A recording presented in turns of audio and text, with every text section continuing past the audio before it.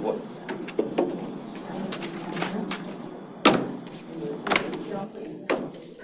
You guys ready?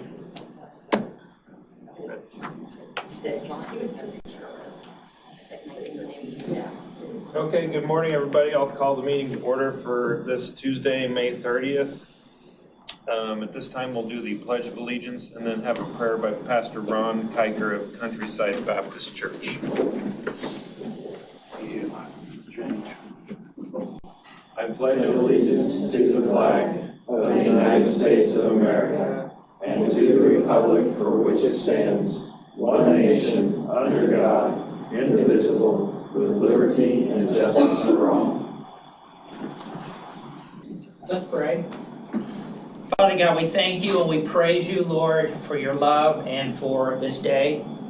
God, we thank you that Reno County Commissioners have allowed for this time to seek your face, to seek your favor, and we ask for that, Lord, this morning.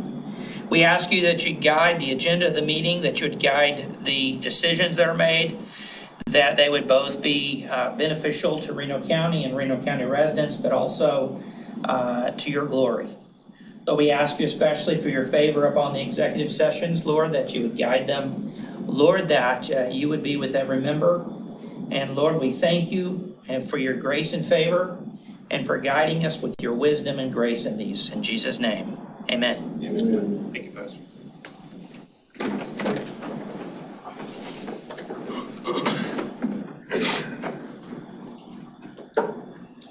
Okay, again, welcome everyone to our meeting today. I don't think we have any announcements.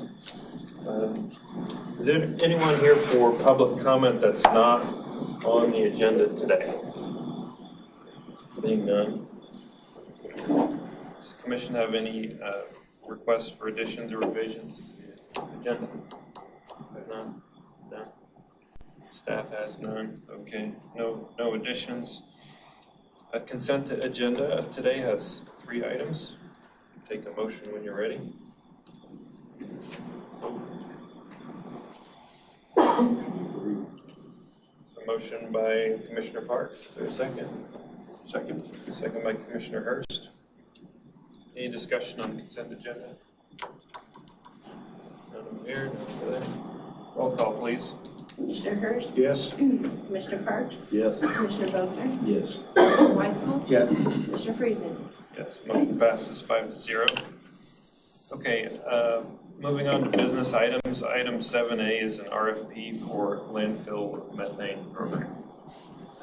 Good morning, Commissioners. Yes, just for background, you'll recall that the landfill has been periodically receives interest from developers in capturing its methane for productive use.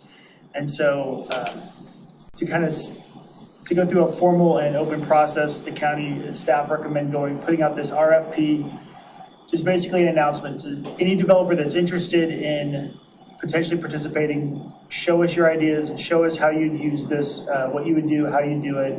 And the RFP is kind of geared toward as little disruption to the neighborhood and the current landfill as possible.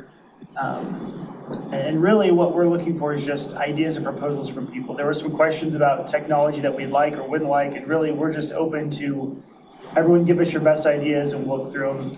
At the same time, if we don't like any of the ideas, the county's not obligated to enter into any kind of agreement. We're just kind of looking what's available, and then we'll proceed and present to you guys if there's something that we think looks potentially beneficial. Megan's also here, the landfill director. If she has anything to add.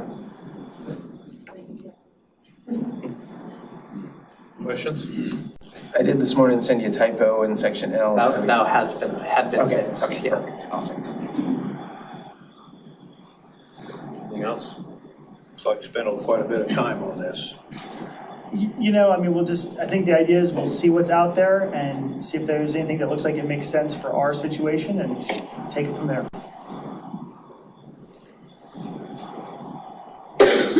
Motion to approve the RFP. I will approve the motion, or I will motion that we approve the RFP for landfill methane program as presented by staff. Commissioner Weitzel motions and Commissioner Bogner seconds. Is there any other discussion? side? Seeing none, roll call, please. Commissioner Hurst, Yes. Commissioner Parks, Yes. Commissioner Vogler, Yes. Commissioner Weitzel, Yes. Commissioner Friesen. Motion passes 5-0. Thank you, thank you, thank you, Megan. 7B is the Reno County Health Department Annual Update. Carla and company is here.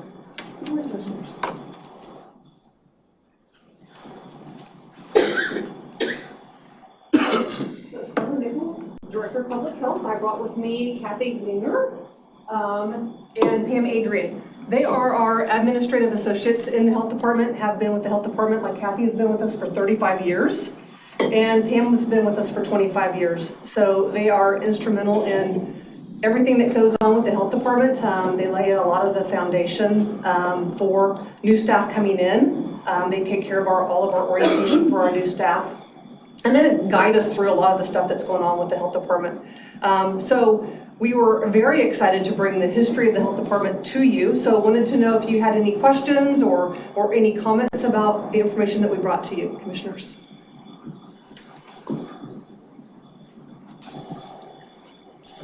I think it's less scary where you're at than when it was over there in the little bitty office Yes, when I was young exactly. and went there. So, yeah. Yes, we've definitely grown over time. Yeah. I also have with me Karen Hammersmith, one of our assistant directors, and then Megan Gottschalk, our other assistant director for the health department. So as we go past the history, I just want to go into some more brief information with you. So I know that there's been questions in the past as far as what services we provide and why we provide those services. So there is a map. If you go to the Kansas Public Health Collaborative, there is a map that you can actually go through that looks at all the different services for the different health departments in the state of Kansas. They look at staff size. They look at their community health assessment priorities, community health improvement plan priorities, the public health, who's accredited, what kind of EMRs that they use, and then KIPS is a electronic health record that actually was a long time ago. But a lot of health departments still is on it, but they only have 2 staff members, so we did switch from that EMR to QRMD. So the data on this information, so I'll just go ahead and click into it. So you can kind of see the different health departments. So when you look at the different services, so down here, well, actually I think it was the very first. This data is captured every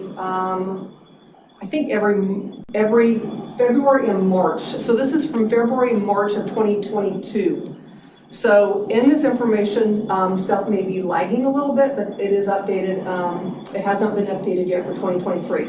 So if you click on the different services on the map, so in the state of Kansas, this is the health departments that offer behavioral health services, and you can actually click in here at your own time. This is the health departments that do blood lead screenings. They're all in blue, and then they have the different services down here. Who provides breastfeeding supports. I'm not going to go into great length, but you guys can actually click through here. It might answer some questions as far as what services we provide and what we don't provide and why we provide. So down here, let's see, and then I'm going to go over here to services. You can actually look at staff sizes, and so you can see who's comparable. And then when you look at staff sizes, you can look at FTE counts, and then you can also look at the CHA-CHIP priorities as far as what is important in every county, what they focus on in every county. And then you can go through who's accredited. So of course, Reno County is accredited. We're one of 6 counties in the state of Kansas that are accredited. And so this is something you guys can look at on your own time. And so it might provide you with a little bit more information on services that are provided throughout the state of Kansas. Also, on a monthly basis, I do provide you guys with an update on our services for each grant in each area. So please let me know if you ever have any questions on one of those monthly reports. Infectious disease outbreaks right now in the state of Kansas. There's a varicella in Pottawatomie County, and then hand, foot, and mouth disease. 3 different daycares in Johnson County, but nothing in Reno County right now. And then also what's coming up for the state of Kansas, we have our workforce development grant. So we'll probably be bringing that to you in June. That is a non-competitive grant, meaning that the state of Kansas, KDHE received an amount of money for a grant that they applied for transforming public health in Kansas by strengthening our workforce. So that grant will be coming up. And for Reno County,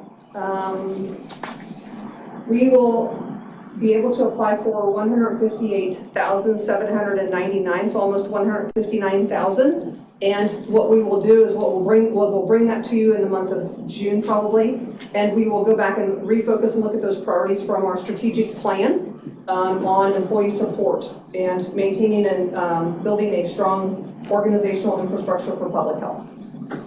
So that's what we are looking forward to. Any questions otherwise? Where was this page, This, this interactive map? It's not in the packet, the No. links, I the can- URLs up at top.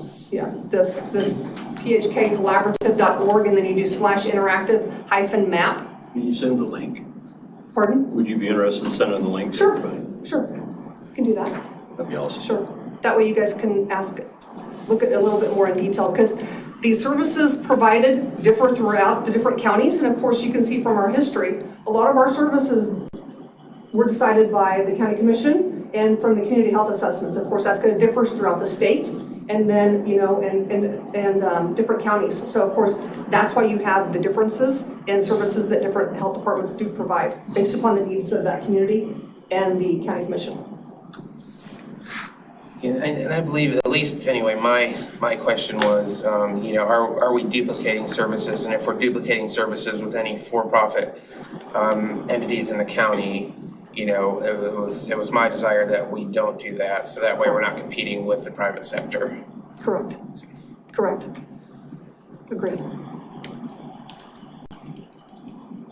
I think the public, like many departments that the county has for services, that provide services to people, including when we first get on the commission, lack of knowledge and hearing other people what they say, and taking time to go in and learn about all these departments. I think that's very, very valuable and has to be done by us as commissioners so that we fully understand the operation of the county. And like you mentioned, if there are some duplication, how can we work with the private sector to make sure we don't duplicate those and use the tax money? But I think that the overall, it takes quite a while to learn about what all these departments do and what they handle and how they get into it and what they need to follow. And it's I think you saw throughout the history. educational process that not all understand and won't, because it's so complicated and requires so many different types of services to provide for the citizens of the county.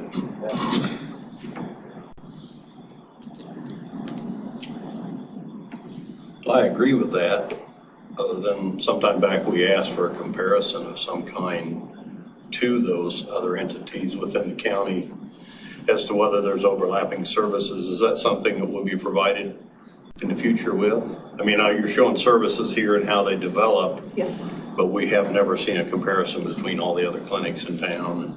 Yes, that is something Providers. I'm working on, and that will be a process as we get the other organizations together and then decide how best to present that information back to you. Okay. So yes, that is being worked on. All right, thank you, Carl. Yes. And some of these have federal grants that can apply to them also. They're just not completely private enterprises. Right.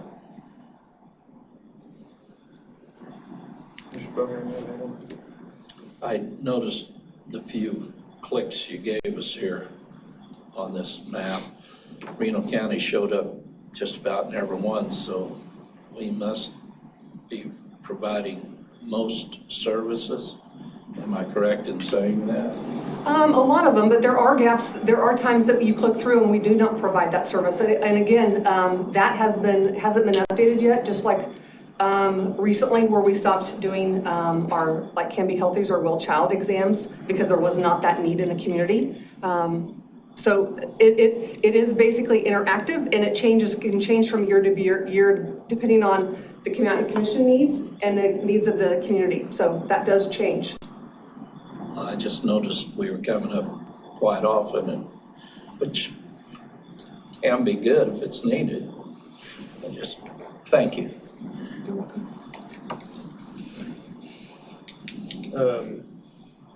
Carla, thanks for the history.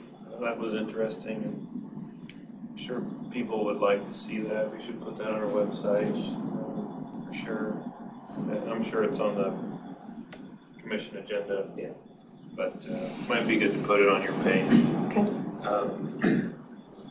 Yeah, it was very interesting to understand that history.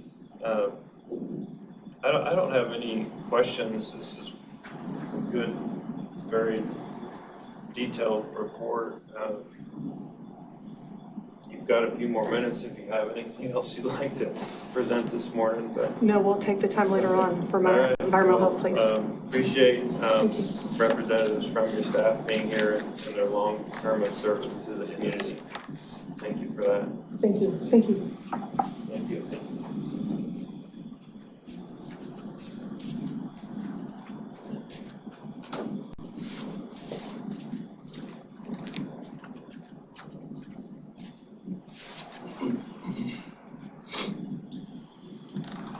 Okay.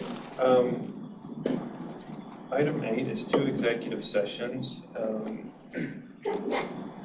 I'm always, were those emailed to me? I just did it like not very long ago. So I'll pick those up.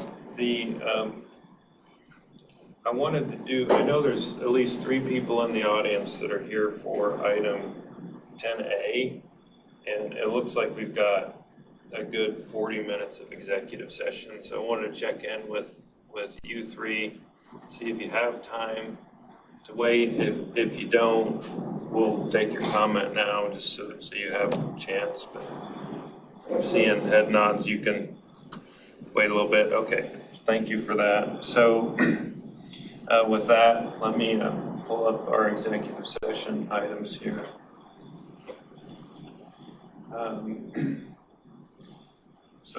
Item 8A, I move the board recess to executive session in an adjacent room with the county administrator and county counselor for 20 minutes. So that'll put us at 9:40.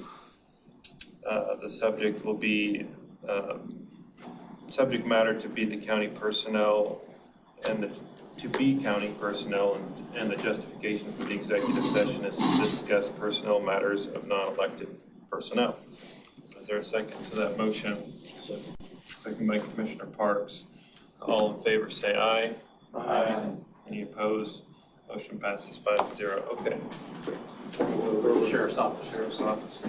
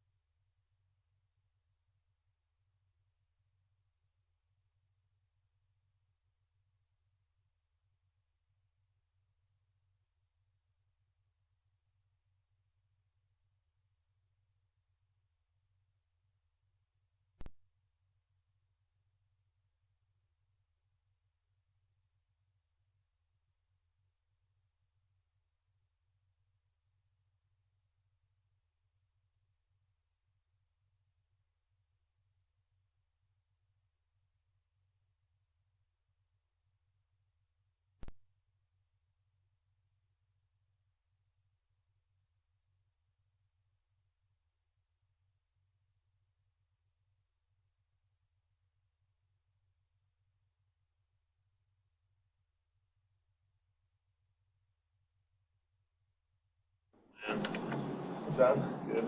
Okay. Welcome back. We're going to take one more motion for one more executive session. And I'll move the board to recess to executive session in the adjacent room here with the county administrator, county counselor, and Carla for 15 minutes. So that'll be 11:05. Subject matter is county personnel, and justification for executive session is to discuss personnel matters of non-elected personnel. Which that'd be till 10:05. 10:05, sorry. That was my motion, second by Bogner. All in favor say aye. Aye. Opposed, 5-0.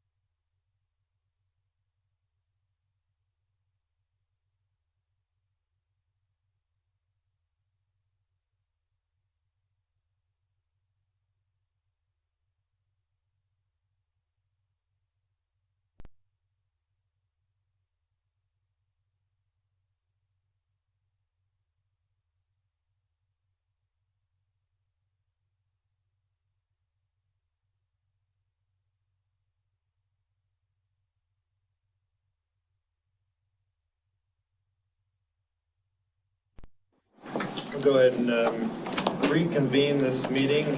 This time, the commission is in study session, item 10A, wastewater regulation discussion.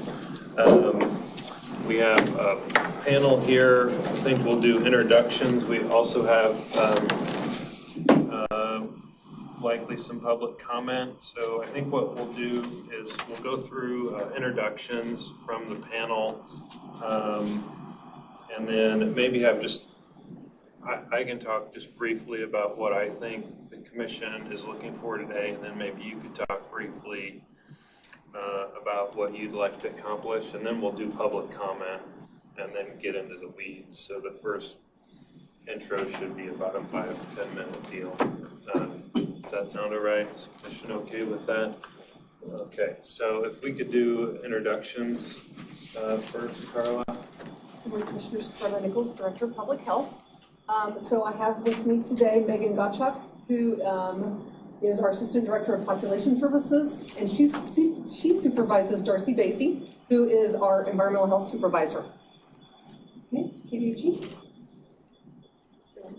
I'm Katie Basiotis with the Kansas Department of Health and Environment. I'm in the Watershed Management Section. I'm an on-point source program manager. I'm Allison Herring. I'm the District Environmental Administrator for the South Central District. So my office is in Wichita, and I cover 9 counties in South Central Kansas. I'm Elizabeth Moore. I am the Communications Manager for the Division of Environment at KDHE. Thank you. Might ask that when you speak, please talk up. Some of us are a little old and hard of hearing. Well, welcome. Thank you for being here. This item on our agenda is kind of been percolating for a while. I think the commission's overall priority here is to listen to both the public and the state and local health officials on, where we're at from a Reno County sanitation code. Sometimes as commissioners we hear things, and I think we've been hearing for a while that perhaps Reno County isn't the easiest place to put in certain septic systems in the state, and we want to hear from all sides on that. Beyond that, I think there's been some thought related to whether our sanitation code is too restrictive or not accommodating enough to different uses within our county. And so with that, we do have some public comment here today. I might try to part the waters here because the podium's right behind you, and would allow some public comment if there is any. I know looks like you can sit anywhere you want, I guess. So I just want to reference this time in our meeting. Just appreciate you guys being here. You don't have to speak. We would like you to, if possible. I think that's one of the, from our individual conversations, or at least I can speak from my point of view. I think, when we hear things, we pass them on to staff, but they don't always hear from you directly, and we understand, the challenges associated with that. But, I think staff has been clear that anything said today will not be used against any person. This will not be something that will be used retaliatory. In fact, we want to hear a very open and objective thoughts on this. So if there's anyone that would like to brief the commission on your experiences with this sanitation code, you're more than welcome to. I know it's hard to come up and speak at the podium, but is there anyone here that would like to do that today?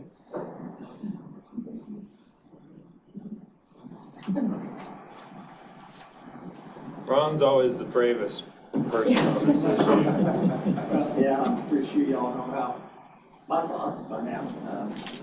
And Ron, I know we've said it, if you can speak up, it's just, we're far away, we're working on the sound system, but it's, Yeah, I'm sometimes hard to hear. looking at the agenda package, and reading Commissioner Hurst's letter. I think that is the direction that's needed, and I think he's pretty spot on his responses to all this. I think that would be the way to go, and things that we should do. The only thing I would add to his comments is that I think we'd be better served if all this permitting was in a different department, possibly planning and zoning. You get all your permits in one spot, you could get your floodplain stuff, you get everything you need. And the permitting process, is basically permitting. It's setbacks and regulations. It fits in with planning and zoning, in my opinion, better than with the health department. Other than that, Mr. Hurst's letter was pretty much accurate, and I think would be a good direction to go. What are you referring to when you said just the comments that I gave out directly on my review of request by Daniel? Daniel? Yes, correct. Yeah. Okay. Want to make it clear. Yeah. Hey, Ron. Anybody else?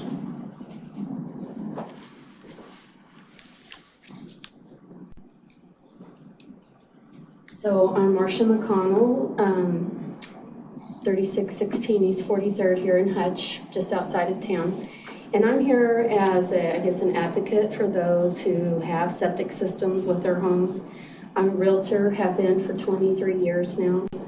And we've created a system that has become so expensive that many of our consumers or sellers, when they get ready to sell, don't have Josh just had a system the other day, it's $35,000. People don't have that much money oftentimes when they get down and they're selling their homes or buying a home. A buyer doesn't have that much money to turn around and to put into a septic if it's a home selling as is. So I guess I'm here as an advocate for that, but also for myself. I've lived in homes with septics for probably 20 years of my life. And I just think that the process has become too complicated and it's become too expensive. And when I check with realtor peers in other counties, an average price to replace a septic in Saline County is $12,000 to $14,000. The broker that I was talking to had just had one replaced the week before at one of his listings for $9,000. I don't think we would even start to touch that.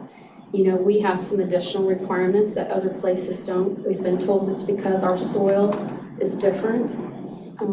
I don't really find that, I don't see how that can be that Reno County in its little microcosm would be that much different. So what I'm looking for is something that's going to be affordable, accomplish the goals that we have of protecting the groundwater, dealing with the waste from, a family or a home, and make the process move along in a more timely manner, and to remember to serve the people we're here to serve.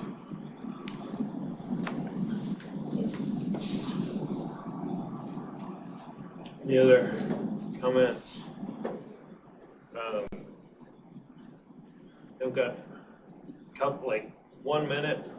Could you give us 1 minute of your thoughts? Me? Yeah. Yeah. I mean, yeah.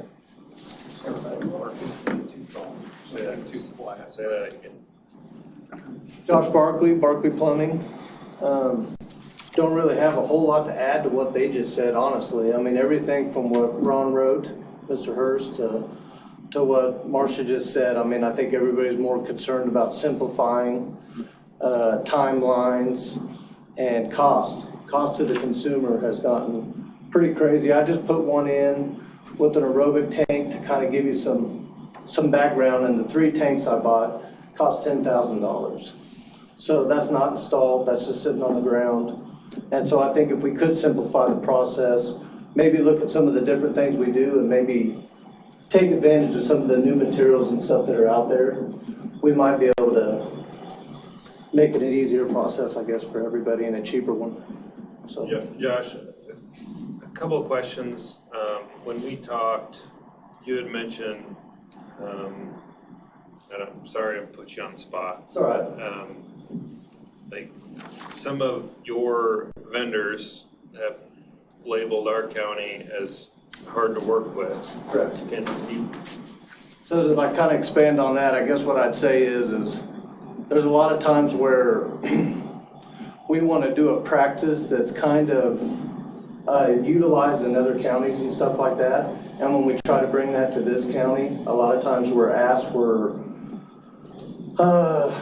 I guess, info and stuff from the vendors, but we're so restrictive on, I guess, using their products, and they've tried to kind of break into our county to give us their products, that it's, to them, it's just a waste of time. If you can sell your product everywhere but this one county, then honestly what ends up happening is when I call them for information and stuff, they actually know what county I'm from and they don't really want to talk to me.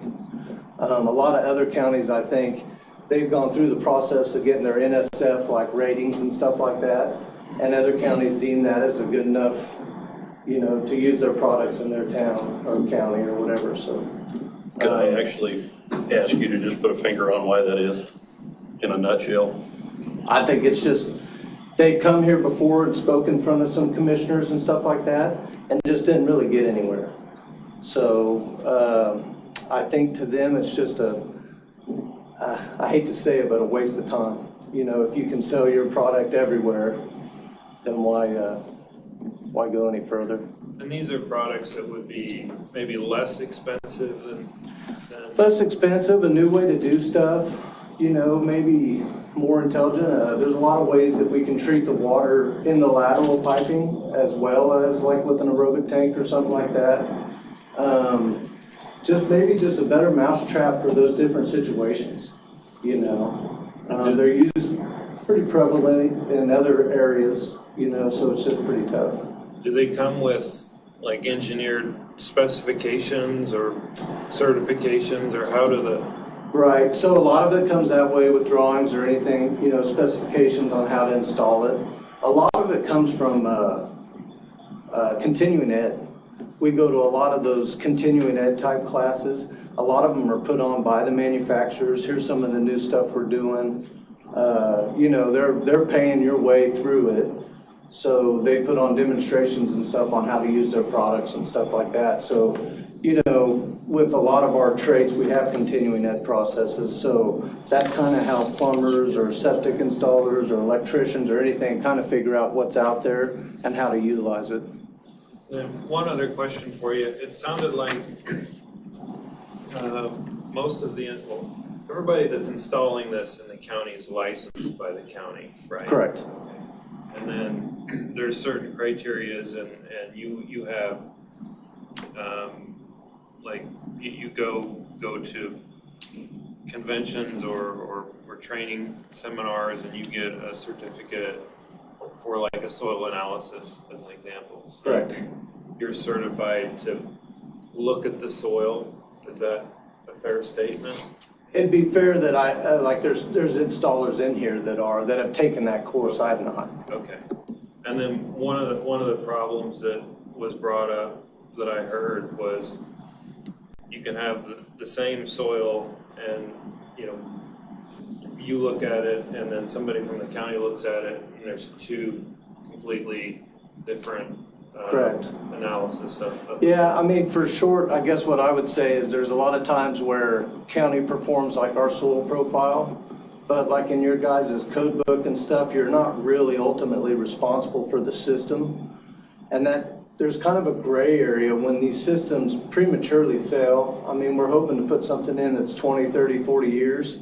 When they fail after 2 years, can you blame the county? There's a lot of verbiage in your guys' code that you guys aren't responsible for ultimately maybe what caused the system to fail. So then it comes back on us. A lot of times as a contractor, we expect our systems to last longer than that. And so that causes kind of a gray area between, I guess ultimately if I'm responsible for a system's failing or non-failing, I'd like to be responsible for how I view the soil and what size system and stuff I'd be installing. So if that makes sense. In my limited research, our regulations say if a third party comes in, it has to be a licensed, certified soil scientist. Right. And what my limited research shows is that we don't have a licensing soil certified in the state of Kansas. Right. And so there are some. There are soil scientists out there with agronomy degrees and et cetera. We have soil maps that give percolation rates and et cetera. My question would be, maybe the state can help answer this, is if we don't have a licensing for the state of Kansas, we need to get rid of that.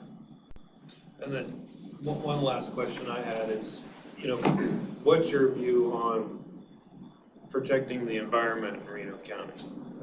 Well, I mean, the same as your guys's. I mean, as a installer or a contractor, I'm working for my customers, and that's kind of that's the only person in the whole scenario that I honestly care about. So for me to go in and put something in like a soil system that ends up ruining their well and sickening them, poisoning them or something, I mean, it's just, that's not what I guess we're out to do. I mean, I think we're as conscious of what we're doing as anybody. Our guidelines here in Reno County are about twice as stringent as they are in the state. So I feel like very easily we're probably meeting any kind of safety requirements or anything. And I think we're all, because of our continuing ed and stuff, I think we're all pretty conscious of what we need to do as installers to protect our groundwater and stuff for our customers. Thanks. Thank you. Anybody else? Anybody else? Good. Okay. You guys want to come back up?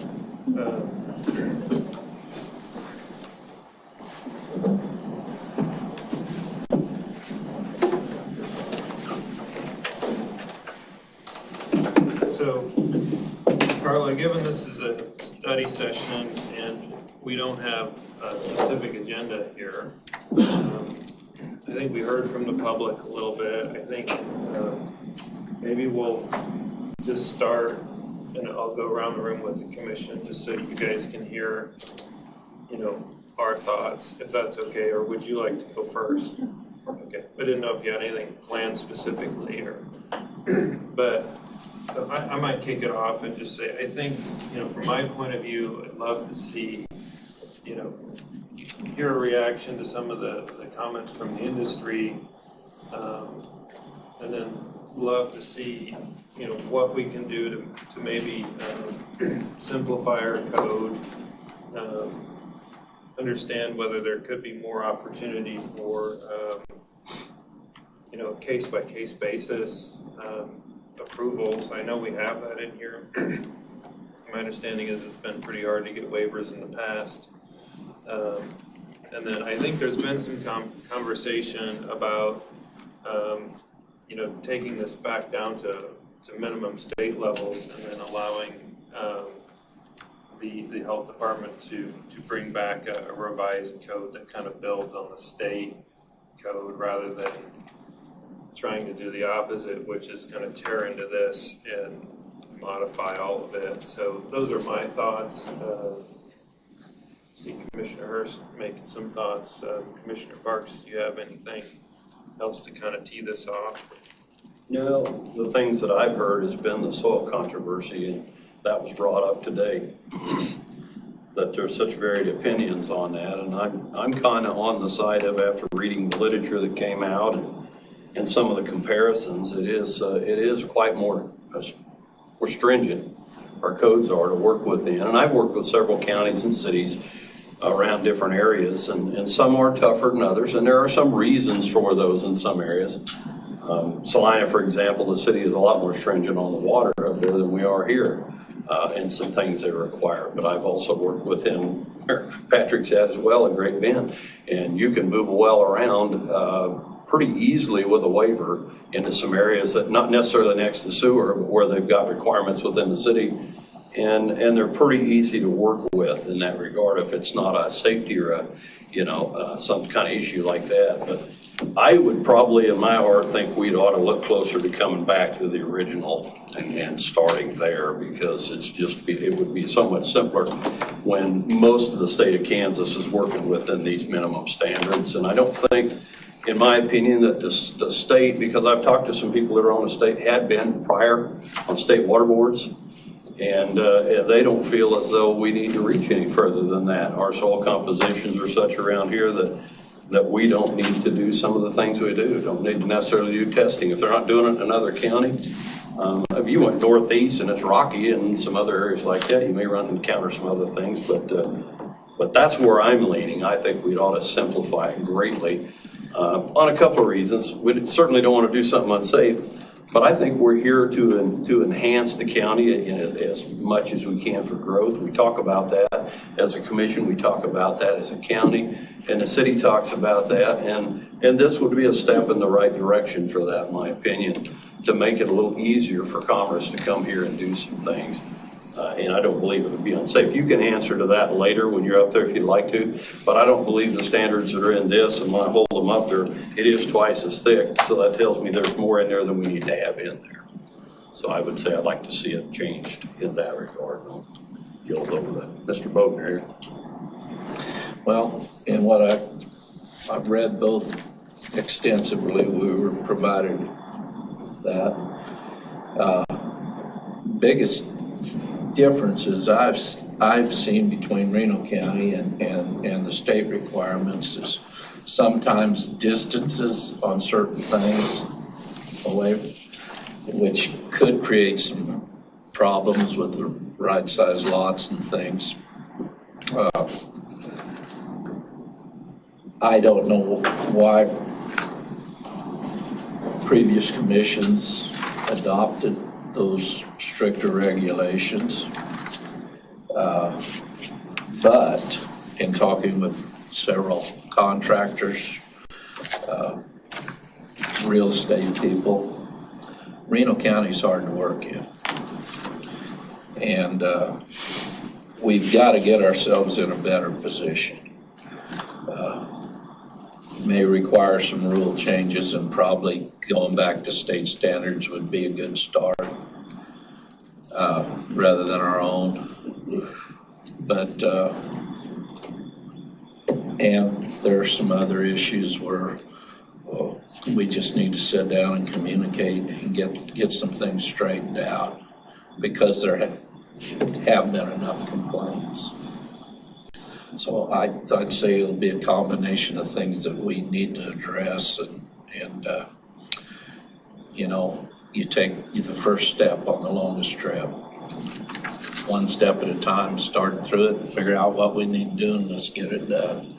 That I would be, like the other two, leaning towards getting a simpler set of rules, get with the state, so contractors in my area, several of our farms are a mile from the county line. You got contractors that have worked for years in those areas in both counties, and they'll tell you Reno County is a different animal. And really, maybe we need to get more in compliance with the rest of the world. Mr. Weitzel? Yeah, so, you know, with government, you get regulation, and then you get regulation that builds on that, and then you get other regulations that reference the first regulations that we put in place 50 years ago that add upon those regulations, and then you got a sanitation code that's twice as big as, you know, what the state is. So I think I'm in agreement with what I've heard today, and that, you know, go back to what the state says, hey, these are what we need for safe water. And then if there are things that are required because we've got special circumstances, then we need to justify those to the people that we're having spend more money and spend more time and make things more difficult for, and we need to justify that to them. So, hey, if we're going to say, hey, we need to do this in addition to what is required for safe water by the state, then we need to justify that rather than going into the county sanitation code and making adjustments there, would be my thought. Mr. Hurst? I do I think Josh brought up a good point, and I was in on a meeting with several of these contractors one time when we looked at alternative systems. And I think that that's one thing where if these manufacturers have put lots of money into getting a specific, I can't remember the right term, anaerobic, aerobic, whatever system, then why should our county have to go contact and pay for and have somebody pay for an engineer to re-engineer what's already been engineered and working right in lots of other places, not just Reno County. I think that would be a simple solution now that when it comes to the septic systems. I do think just because a contractor homeowner wants a waiver doesn't necessarily mean that they should get one, because I think that needs to have a sound reason for not giving that waiver. Plus, in addition, there should be some options available to solve the problem rather than just one way. I know in my dealing when we're doing contracting in city of Hutchinson, even though there was a licensed electrician doing my job, the regulation enforcer said, no, it can't be done that way. So I think there's more than one way to solve a problem. I'll say solve a problem rather than a country way of saying it. So I think that we can make this work. I think our person in charge of, RC in charge of wastewater and is extremely knowledgeable. And I think the culture of Reno County is changing, working on that. And I think we can make this all work, and because you've got a knowledgeable person there. Thank you, commissioners. Carla, how would you like to proceed? I'm trying to think if I want to go or if you want to, Katie, if you want to talk for a little bit in your staff. I mean, I would just be talking about the code update process. Okay, so I'll just, I'll update and then I'll let you kind of, maybe I'll spin up something for you. How about that? Okay. So what Commissioner Hurst did submit to you guys, we've worked on several renditions of a memo back and forth. What was the very next page on this was our response to some of those process improvement ideas that you had recommended, which is good.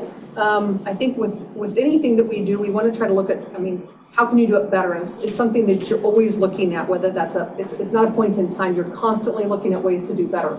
So Darcy and her staff, on the very first point, we talk about that relationship between planning and zoning and environmental health. On them, they have been actually having joint meetings with environmental health and planning and zoning, with new people or new properties to the community, so they can kind of understand what the process is and maybe take some of those questions away. Point number 2, soil profiles. It was in the past where our staff did only do the soil profiles, but we actually have taken many steps back on that one, and we are actually and we are promoting the contractors or the owners can waive that sanitation code and then hire their own certified soil scientist or qualified engineer. To then do that soil profile and then submit that information to us. So we've actually changed a lot of our mindset recently, probably within the last 6 months, to where we're doing less and less soil profiles, and that's going to be, and then the contractor can have that done and have their recommendation taken care of. On the soil profiles, I think some contractors have indicated that they've been given the right education to do that on their own. Is there a way that the contractor can perform that profile? I think they mentioned continuing ed that they got the training from the state. Was that true? From an organization, Kansas Small Flows, which is taught by the PhD at K-State. So I guess somewhere through the state, yes. We have extension office also. I don't know whether they have a personnel there, whether they have an agronomist that's classified. Like I mentioned, there's no licensure availability in Kansas for soil scientists that I know of. Is there a certification? So we've got qualified people here in the county that aren't engineers that have had that proper training. Okay. I'm gonna have Dorothy Person talk for just a little bit on that one. So if a contractor wants to do his own soil profiles now, we have one contractor that does do that, and he had his soil profiling abilities signed off, which is great to do, and we have that on file, and so he can do his own now. And he can also do it for other contractors if he chooses to, or if the other contractor chooses to do his work. On page 3 of bulletin 4-2, it talks about who is qualified to do soil, No, the bulletin state. 4-2, I'm sorry, I'm speaking in, this is state code? We got a lot of papers up here, Right. okay? So page 3. So it does talk about who is Yes. qualified to do soil profiles and if they're competent. And so I would be more than willing to look at if somebody wants to submit some criteria or that we review, what classes they've had or experience, or, that's something that, we could definitely look at. But we don't have like an objective rule on how you qualify today. We would follow what's right here on page 3. Where does it say? At the bottom, it says it in A. Trained and Very, qualified. very at the very bottom. A trained and qualified person would include a soil scientist, such as when working with NRCS, environmental health specialist, sanitarian, or other person who has received appropriate soil training. Yeah, That's good. yeah. That's good. It's good, but it's still very objective. Do, Like do what's they, always do they file with you and then that allows them to do it here in Right, so that's Reno something County? that, what I'm I saying. thought I heard that earlier. You said you Right. had one so One there's has- some kind of, You're right, correct. So earlier I stated that we have a contractor who has had his work signed off by an engineer. And so then he can do his own profiles. That's perfectly fine to do. Or a soil scientist. on each individual, so he's hired his own engineer and you've accepted those forms. Yes, Here it reads sanitarian, or let's see, other public persons. health, that received appropriate soil training. Correct. So if he himself has the soil training, he should be able, on the behalf of his firm, file with you and show you where he's had the training and be able to make those decisions for himself. So appropriate training, there needs to be, let's go to some classes or something, you don't want to just say, I've done 3, I know how to dig in the dirt. There's a little bit more analysis to it, obviously. And so that would be something that, again, I think that we could look at, like, what does that actually mean? But we're more willing to look at Well, that. what about Ron's point of, hey, K-State puts on, or the K-State professor teaches soil analysis through this, what was the Kansas Small Flow Kansas Small Flow? State organization. Right. So if a contractor goes to that, gets trained by K-State, is that sufficient? Gets his certificate, does the whole, did they test him? I do not know. I don't know the whole regimen on that. And so I would also like to see what that would include, and then I'd have to ask administration their feedback as well on it. Is there anything else, any other certification you can get in the state? We besides have, staff have been signed off by a licensed soil scientist, and we've had to complete so many profiles in agreement with the soil scientist. I don't know what the K-State training involves, but ours is we have to match a soil scientist. But how much more Like if K-State's saying, this is our expert, this is how we train to do soil analysis, like how much more do you need? I don't know. Again, you could present that to me, I would take it to administration for review. Because this It right would here, not be my what's going decision. on right here, this is the problem. It's all subjective. Like, even like they're saying, like, hey, this is a soil analysis certification from K-State. Can we bring that? And then it's just this big gray, we don't know. And that's the whole problem that the whole industry in Reno County's faced with Reno County's assessment of this process.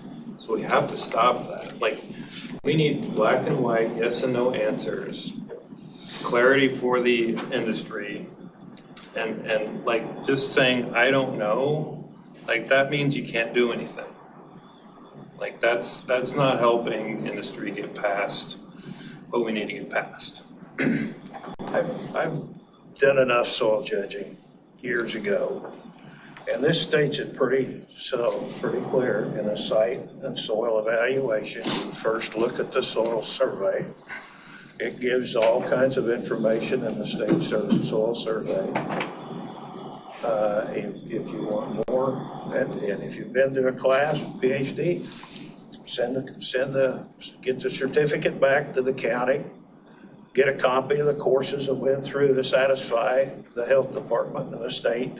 I don't know what their requirements are here, but if they do that, and you got a copy of the courses, you got a certificate that they passed that, but there's always going to be a little question in soils about how much moisture's in there when you grab a hold of it and try to make a fistful that holds together. There's always going to be a little bit of question mark there. Is it just, but you can put it all together and come up with an answer. I'm sure our environmental health has done that before, but there's always going to be a little mixture in different soils, no matter where you go out. And I think that combination would work with the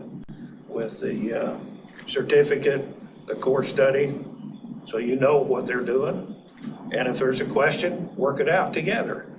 Just come out and talk about it and work it out together. So there's been a number of requests for talk here. So Patrick, let's wait for a second and let the commissioner finish this thought. So I heard Commissioner Parks next, and then I think Commissioner White. Well, I mean, you both make an excellent point, and you're saying you don't know if they come back, but if they have been trained and it's a training that they've invested their time and energy to go get, and it's a qualifying training with the state requirement, then it should not be even questioned by you. It's their judgment call. If they make a mistake, it comes back on them.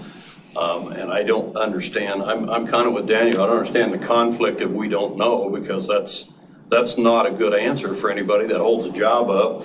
That costs money when you say that right off. That's what comes to my mind. And so I think, he made a comment in public comment a little bit ago, Josh did, to the fact that if I install the incorrect and it quits in a year or two, it comes back on me. Well, so will this. And I agree too, if a certificate's provided to your office, they want to do their own analysis, then you have no reason to question what they do. It's going to be their liabilities. Mr. White. Yeah, and so you said you don't make that decision. Who does make that decision? I would gather it up and take it up to administration for a policy change. Okay. Do we It have would not be- names like? Excuse me. That, Yeah, it would not be me. So what we would do is, if somebody would present us with a certificate, we would look at the certificate, we would look at, just like Commissioner Hirsch said, we would look at the hours spent with that certificate. Was it a 1-hour course?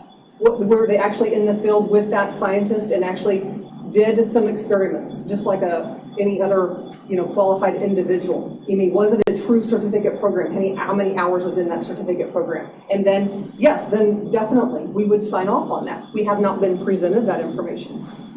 But how do you know? Like, how do you know if it's the right amount of training? Then I would assist in that, and we have a soil scientist that we would reach out to and say, does this look good? Like, I don't make the final decision. Haven't they been giving you the certificates? No. No, I haven't gotten any. Haven't they made the argument like, hey, we've been trained? No. I have not gotten a certificate. I have not gotten a certificate. You have one from me. I sent mine in for my CEUs last week. But I finished this class. What about if we did it this way? What if we talk to some other counties and find out who they're allowing and then make that public knowledge? Hey, if you do this, this, or this, then, that would be approved. And then also, if there's other things, then, send it to us and we'll look at it and then make it public what we would approve. I mean, is that something I think we can work directly with the contractors. If he presents us with that information and that certificate and the information behind that certificate, that's a decision we can make with the contractors. And can it be made quickly? Sure. So, Patrick, you had a comment, maybe it's not relevant anymore. Since KDHE's here, I was curious if they had an opinion on this footnote from your, do you guys have a definition or any guidance that you offer on what appropriate soil training is? I was just curious. No, okay. I think there's kind of a back and forth here. It's nice to have things spelled out as much as possible so we can give you a definite quick yes or no. And those quick yes or no's are with the certified soil scientist. If someone's a certified soil scientist, yes, you don't have to, that's all we need. But if you're not, then we have to look at what you do have and try to see if that's going to be protective enough and meet your requirements and that kind of thing. So it's hard because we don't want to say you have to do this, otherwise the answer is no. So we kind of give you a yes and a maybe, and that gets tricky. But to your point about talking with other counties and things like that, I would encourage that with your review of your entire code. Maybe getting together a stakeholder group and talking through the different pieces that have caused question and complaint and see how, other counties do it. You have maybe industry folks, contractors, landowners, county representatives, things like that. So you kind of can talk through those because it's hard to answer in a session like this a yes and no for all the possible scenarios. But I've been on the internet and I looked at soil scientists. What's Kansas's definition and criteria of a soil scientist? That's where I was going to. That's the same thing you were going to ask? I don't Well, in a sense. I am not. Maybe somebody back. So In I a don't sense, but know. you said you would look at your regulations. So you're talking county regulations or your regulations? KDHE looks For at soil. state regulations. But it kind of tied into your question too, Correct. of the training and the expertise as well. Right. Well, I think as a board here, we already know where we're at as far as compared to counties. I mean, most of them run on this. It's all just. For sure, you have some. I think there's a gentleman back there that maybe got an answer. I don't have an answer. I'm Sheldon Falk with Plumbing, Heating, and Air, but my question is, if we go to these classes, it may or may not. Why don't we come up with something that says you take this class, you have this many CEUs that is approved by the state of Kansas versus I go to class, Josh goes to class, we bring it together, and then one of ours gets rejected and we just spent however many days. So most of the classes around aren't close. And so wasting our time to maybe get approved and not get approved, it's more like Mr. Friesen saying we need a yes or no and this is what we need to do. Because this here, what's going on right now, happens a lot. And that's why it's so frustrating for us as contractors that we want to get out of it. Because it's a guessing game. One of the things that I probably should have spoke earlier is like on new construction, you're allowed to do certain things, but that you can't. You can do stuff on existing properties that you can't do on new, which I had one 2 years ago that cost the homeowner about $8,000 more, where we could have gone if it was an existing place, but we couldn't go there because it's new. That's never made any sense to me. One of the things we could do here, just to kind of like figure out how we get something done today, is to, Commissioner Hurst makes some good recommendations. One of them in there is to, maybe establish a recommending committee to change these things, and we could today start our own list of things we would like to see changed in the code, and it could be right off the bat, hey, like strip it down to the bare minimum required for the state. I don't know where we're going to land on that today, but if we start a list of things that we would like to see changed, it sounds like this is a good one. Like, hey, there needs to be a black and white certification for how soil analysis is done. Either one of the contractors or any of you, can I ask a question to them? Sure. You work in and out of Reno County, any projects? Not all of us do. I know you. You want to speak to that at all, could you? Go ahead, Rob. The comparisons, or somebody say something about that if you would? Well, because when I hear committee, I hear building a camel that's supposed to be a horse. And I mean, that's the old analogy, and I think that's what you have. You run into the same things these fellows and ladies are fighting, is when we have a committee, they're going to end up muddying the waters like they already are. But if we went to a base set of rules, which I know you've shared that you experience outside the county, it's much simpler and easier. Well, in neighboring counties, Vice, McPherson, Harvey, Sedgwick, Kingman, they're pretty much, 4-2. It's, I've got one from Rice County. It's a 2-page deal, $25 permit. On your way, McPherson, you go to the site, decide what you're going to do, and agree, and you're on your way. It's other counties. Just ask around. It's this is one of the most difficult counties to do work and get a permit in. The other counties, surrounding counties aren't like that, aren't quite as difficult.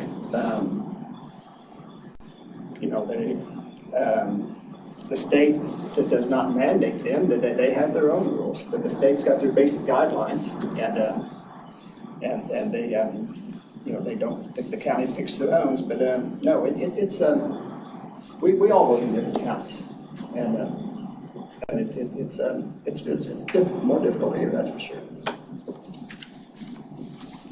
It was nice general, but no specifics. Well, Commissioner Hurst would like some examples between, let's just pick Sedgwick County, because we would normally assume they would be more difficult to work with. Can you compare our process or our regulation on anything specific to Sedgwick County? No, here's what you get from them. This is Sedgwick County? Yeah. And here's Rice.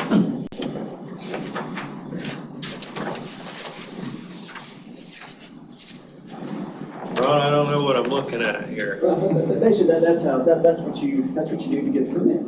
So what's ours look like? Well, ours is last I looked, the easy one was 16 pages. There's applications, the valuation, construction plan, waivers. And an easy one is more than a dozen pages. Okay, so Ron has provided evidence here that there's a 3-page application process in a couple neighboring counties. He's saying Reno County's a dozen or more pages. Is that true? Darcy's saying it's not true, so maybe Darcy, you should say why it's not true. So we have an application, he is correct. Which is one page. We have an inspection form. Our code requires us to complete an inspection form when we go out there. He's adding all the supplemental information that we provide, photos, GPS. We do that as a courtesy. We don't have to do that if you don't want us to. They do a construction plan, just a simple drawing of what they're trying to do. That's also in the code. We give a permit. Legal has us give a permit factor sheet. I don't know how familiar Patrick is with that, but legal has had us do that for many years. And we do a final sign off. So that's not 12 pages. But if you include the supplemental photos and GPS, it could increase, but we don't have to take pictures or GPS if you don't want us to. You know, in looking at this paper here that John's got, on the back page of that, there's enough general things on there that you could get 12 pages off of Sedgwick County, or 10 pages, just because of all the extra things that may be required depending upon the site selection, site itself. And so just to say that just one county only has 3 pages might not cover the whole thing right, because each site has different qualifications, different things that need to be made just because of soil, location, size, other things. So Well, here's the, how long does it take to get a permit in Reno County? That can vary. It's typically, like last week I did one right on site with Sheldon. It just kind of worked out really good for us that way. Sometimes it's going to depend on, we try to get things going right there on the site of the site evaluation with the contractor. But a lot of times they don't know if they're going to get the bid or that, so we're kind of waiting. So it's whoever kind of gets the bid and the construction plan, and homeowners can go to different contractors and get bids, and it can take some time, which is not our delay. But once we get the plan, we try to get a permit right away on it if we can. Unless there's something extremely different about it, or if some circumstance where you have to go in for a waiver, then that's a day, because I've got to meet to try to find my administrator and go in and present that. Okay, so you mentioned on, right on site, but how long before, from the time they do or they apply for the permit till we get on site? Right now, we can go just about same day or next day. Okay. But if we're backed up, we're backed up, then it could be a couple weeks for sure. But right now, we can go pretty quickly. I can get there faster now than they can get a dig usually sometimes in one fall time, right now. But I can't guarantee that all the time. There's a lot of other factors involved. Okay, and the reason that came up is, right on this page, it says most permits are issued within 24 to 48 hours unless there's something unusual about the site. And so, And that's would that typical be? for us. We're Okay. a couple of days. It's me trying to get in with a minute. The waivers seem to have a little bit longer time frame, a day or two. One example in Harvey County, they did a basement 5 years ago. They went out, did the profile, never met there. Basically told me what we had. I drew it up, emailed it to them. I got the permit. 5 years later, they're building another barn dominium on the same property. They're using the existing soil profile. Tell us what we have. I'm going to go install it here in a couple weeks. That's how easy it is there. That wouldn't happen here. We could go What back happens out, here? doing another soil profile, and then going through the process again. So how long does that take? The what? The process here. To get a permit. Well, right now, it's, like she said, I got one the other day within the day. But there has been times where in the past it's taken weeks. Months. So it's, we need probably more than one person to be permit too. So. I summarize a little bit what your next topic is. We need to look at the efficiency with which we can get the permits here in Reno County and work with the contractors in the health department to see what we can do to speed it up and make things happen and still be under KDHE regulations.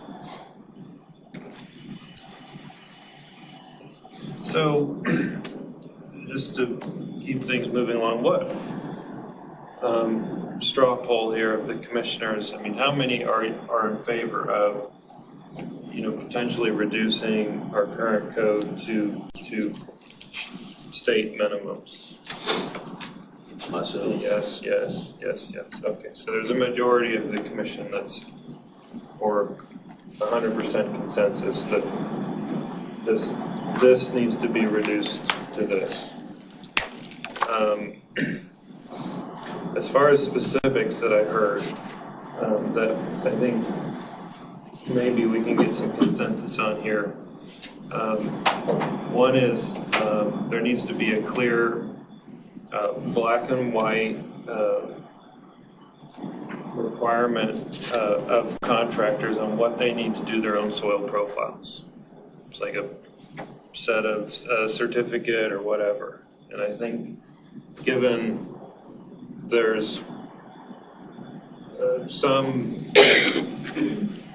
challenge or conflict associated with, we only have one soil expert on staff apparently. Is that true? Two? And we don't have to do But soil profiles. both of them are in the process of approving. You know, maybe that needs to be brought back to the commission as far as what the requirements are, so we don't have the people that are approving the permits also, you know, determining the regulation around the process. I think that's a good point. I would like to see that if a contractor has a certificate, that the health department is also given their classes that they've taken, and if it needs to be some hands-on classes. It can't just be in school book.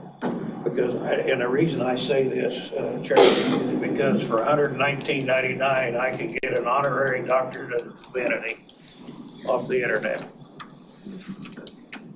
And so if the class is provided by, as you said, K-State, PhD, then get the classes and go. Okay, so black and white certification for soil profile analysis. I heard here today that the commission wants more clear black and white time to respond. I think 24 to 48 hours sounds great, but having that in our code, I think would make me feel more comfortable. Is there any concern about putting a timeline around responses? If you've got a developer that's developing 15, 10-acre tracts, and then a homeowner calls in, what do you do?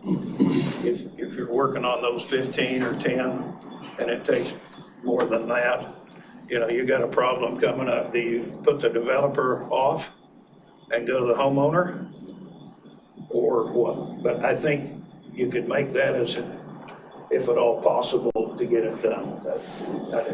It depends upon how busy you are and how busy the contractor is. But yeah, it's a good idea to try to get it as quick as possible. Okay. Do those things that make it available. So I heard it come up a couple times. I don't think that we fully had a conversation on this point, but to me,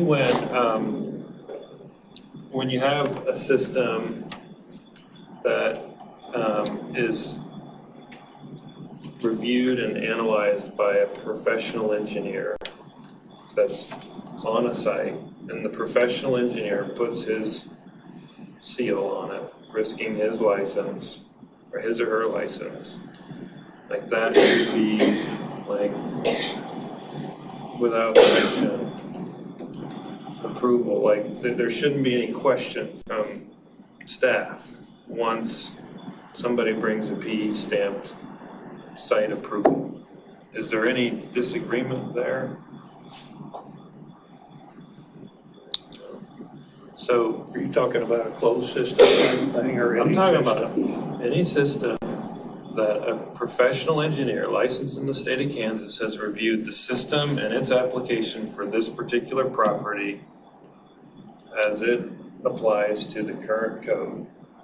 If he says this works, stamp, then like we don't have a professional engineer on staff to disagree with that, and that person's putting their license on the line, and that should be a means of which to get a waiver without staff interjection, because we're relying on professional engineer's opinion. It's like building a bridge, a house, anything. It's like, This kind of goes back to the other systems that are available that we can't use. Is that what you're kind of addressing with yeah, that?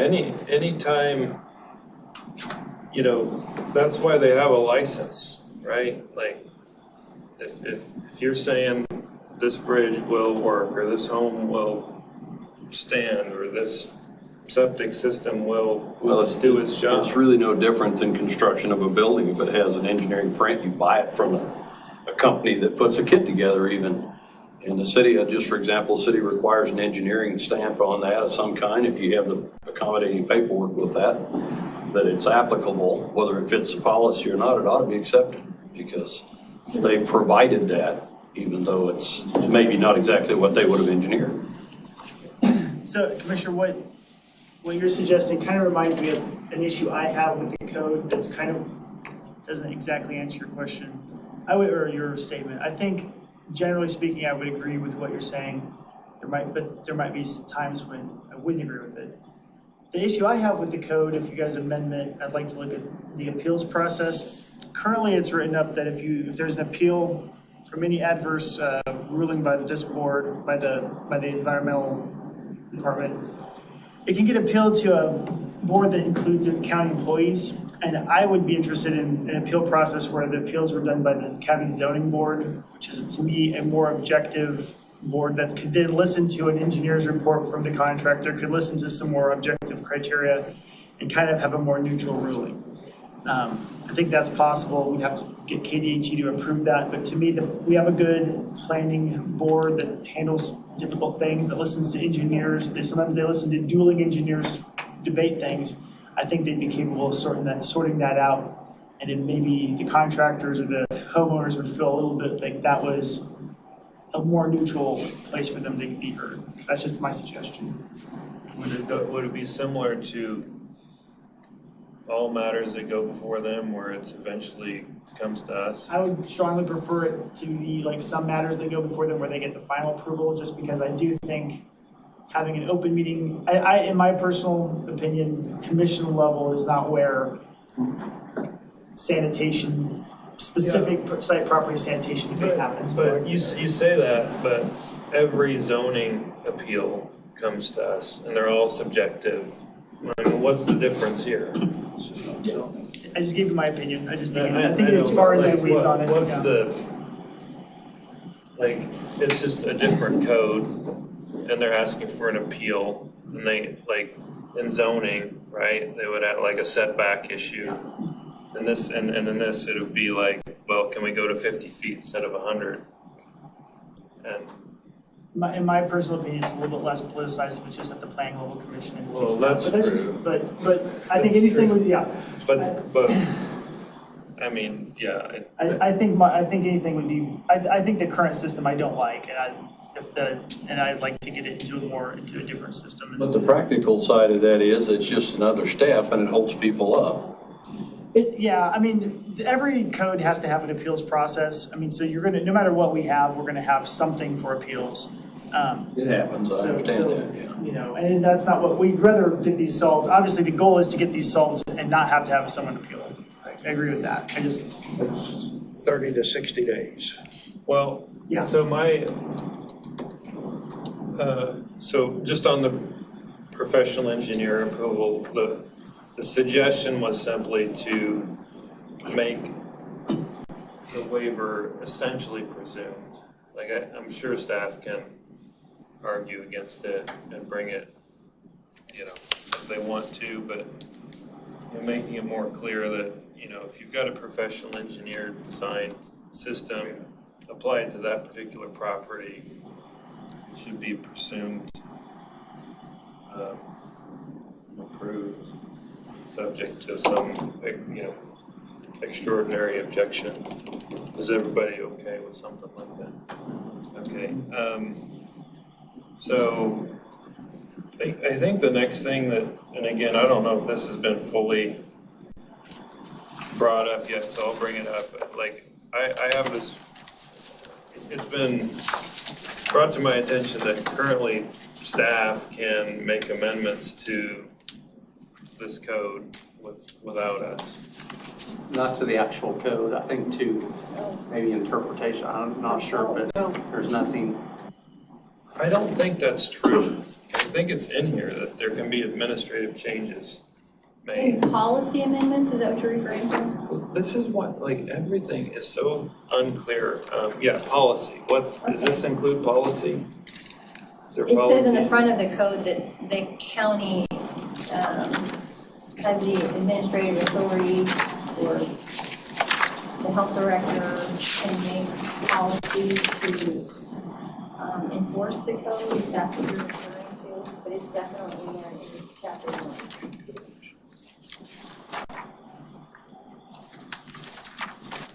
Okay. I mean, so is there policy behind this? Excuse me? Is there policy behind this? Yes. So there's a whole written group of policy behind this. Yes. So this is like twice as big? Like how many pages of policy do we have? So, like, there's policies, like, for staff specifically on, like, how to do the permit process, you know, wanting an application, fees paid, how a finance department needs the fees paid. So some of that's very much more detailed than what you're gonna find in this code. But it doesn't change the code. It doesn't change the code, though.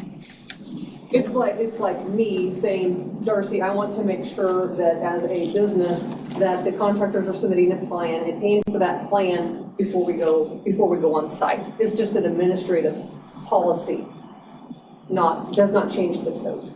Well, it just kind of goes to Commissioner Weitzel's point. It's like, there's like code behind the code, and it keeps expanding. Could we see the policy?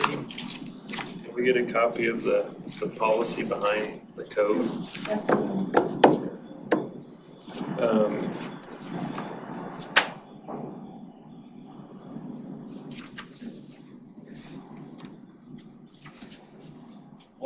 Are there any other items that the commission would like to address here? So the appeal process, how does the commission feel on, if staff can't negotiate? Can I chime in on that one, sir? So what I would like to do is as we update our advisory committee for the health department, that's what I would like to be taken to, our advisory committee in the health department, is any appeals. So again, once it goes through staff, then it goes through our advisory committee, and then it's up to you guys if you would like it to go to you on anything that comes out of the advisory committee. Okay.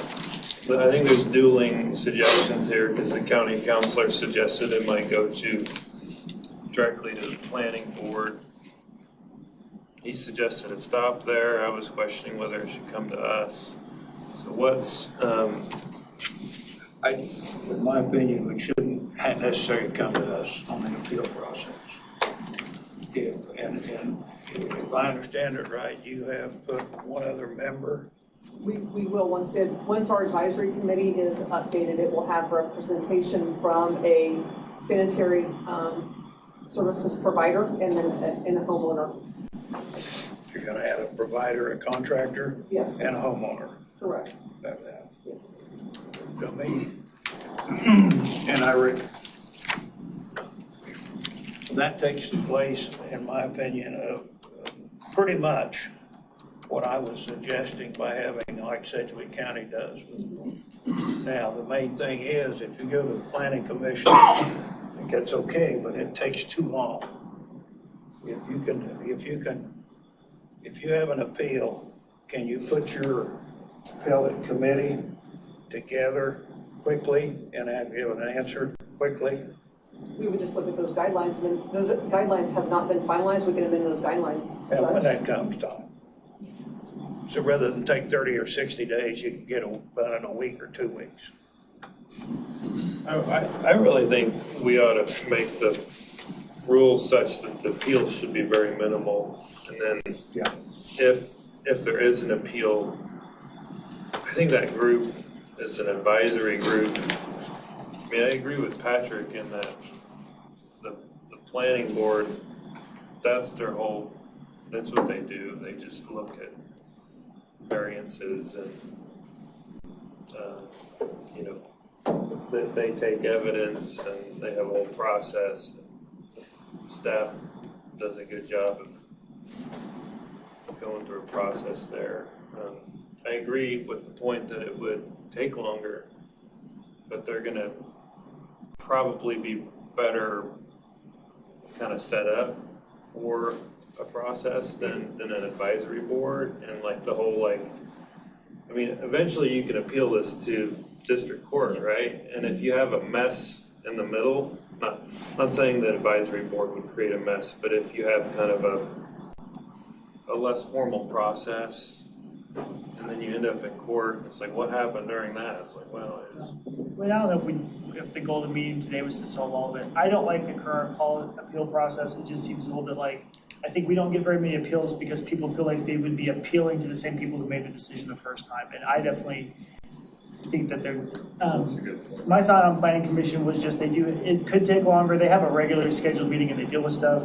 But, you know, we could come up with almost anything, that there'd be several ways that would be better, in my opinions. Okay, so I think we have dueling opinions here. Not that much. You could take an advisory board and call it an appeals board and be done with it. Okay, so there's kind of two points here. One is like, hey, let's use the advisory board. The other is like, let's use the zoning and appeals board as their opinion. I think it's more of a fit with zoning and appeals. Mr. Boger still processing. Commissioner White, Should the people you appeal to be the same people that denied your permit? I mean, are there duplicate people on the advisory board as to who would make the decision to deny a permit? Yes, so the advisory board is different individuals than us. I think at a minimum, if there are appeals, what could be helpful is that advisory board, even if it's not reviewing, even if it's not making a determination, it should review them. Like, ideally, we should have very few appeals. So if that advisory board can at least review the appeals and say, why are we, you know, it's like if you get 10 appeals for the same rule, maybe the advisory board should look at why that's happening. And I think the goal here is to simplify enough that it's not a huge issue. We're not going to see as many of them perhaps. So you're not going to have monumental amounts of delays and keep the contractors busy. And I don't know whether that's the reality of the situation. You can tell me if it is or isn't. But what typically constitutes a delay and having to be appealed? If you ranked it up there, the top ones down, what would be the most appealed thing that you do?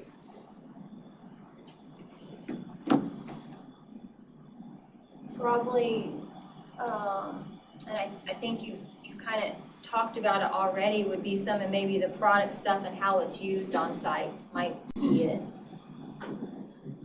I only know of one in 5.5 years. Okay, and as I'm saying, and what you're speaking of was addressed here. If we change Right. that, it's going to take that factor out of the way. I've only been involved in my time here in 2 appeals.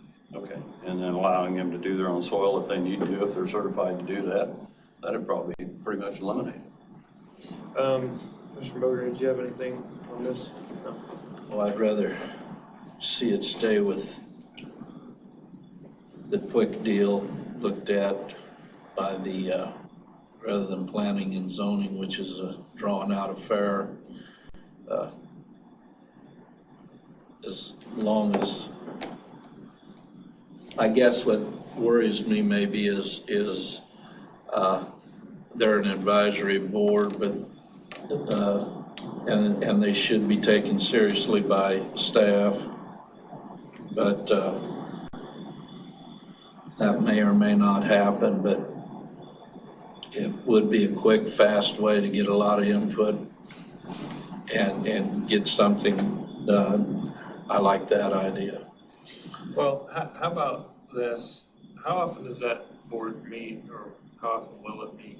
Once a month. Unless we put into the parameters, you know, as needed, you know, also, so if situations were to come up, if we then created, an urgent or an emergent meeting, we could do that also based upon needs. Or, usually, to say that our board's next week, and if the issue comes up this week, it's already 1 week, so it's not that big of a deal. But if we just met, we may have to do a special meeting, but we can look at those parameters and guidelines to make it easier. If we create a system where the applicant can bypass some of this by just getting a professional engineer, and we say, hey, if you don't want to do that, you got to go through a process, and the process to appeal could take 30 days.